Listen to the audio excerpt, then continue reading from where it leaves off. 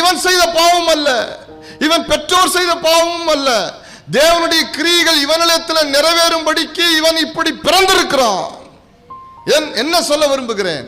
ஒரு குறைவு ஒன்று, ஒரு குறைவுபட்டிருக்கிற காரியம் நம் கண்களுக்கு தெரிகிறதை போல இந்த காரியம் தேவனால் அனுமதிக்கப்பட்டிருக்கிறது. தேவன் அலோவ் பண்ணியிருக்கிறார்.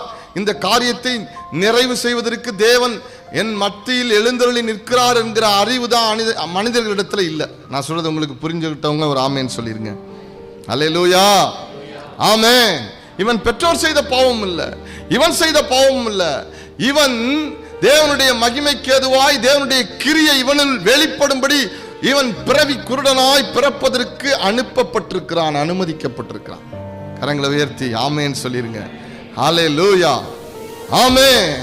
ஏனையா ரசம் தீர்ந்தது. கல்யாண வீட்டில் ரசம் தீர்ந்துருச்சு, ரசம் தீர்ந்துருச்சு, ரசம் தீர்ந்துருச்சுன்னு புலம்பி ஒரு கலவரம் கண்டு கல்யாண வீடு அடித்தடி வீடா மாறி அங்க இருக்கிற சந்தோஷம் போய், சமாதானம் போய், மகிழ்ச்சி போய் அந்த வீடு அப்படி முடிஞ்சிருக்கலாம்.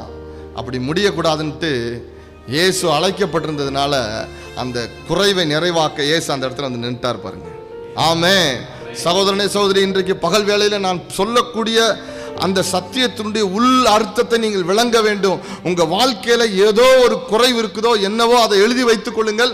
அந்த குறைவை நிறைவாக்குவதற்கு இயேசு ஏற்கனவே உங்கள் நடுவில் எழுந்தருளி விட்டார். அந்த குறைவை நிறைவாக்குகிறதற்கு ஏதுவாய் அவர் ஆல்ரெடி கிரியை செய்ய ஆரம்பித்து விட்டார். அந்த குறைவை நிறைவாக்கும்படியாக உங்கள் நடுவிலே அவர் நின்று கொண்டு செயல்பட்டு கொண்டிருக்கிறார். God knows.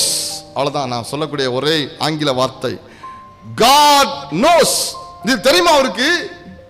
ரசம் குறைந்து போனது அவருக்கு தெரியுமா? God knows. இவன் குருடனாய் பிறந்தது அவருக்கு தெரியுமா? God knows. என்னுடைய மகன் இப்படி பிறந்திருக்கிறானே அவருக்கு தெரியுமா? God knows.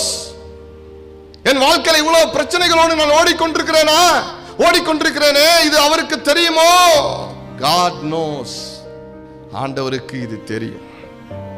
ஆண்டவருக்கு அது தெரியும். எதை சொல்லுகிறீர்களோ, எதை குறைவு என்று நினைக்கிறீர்களோ அது கர்த்தருக்கு மறைவா இல்லை, அது அவருக்கு தெரியும்.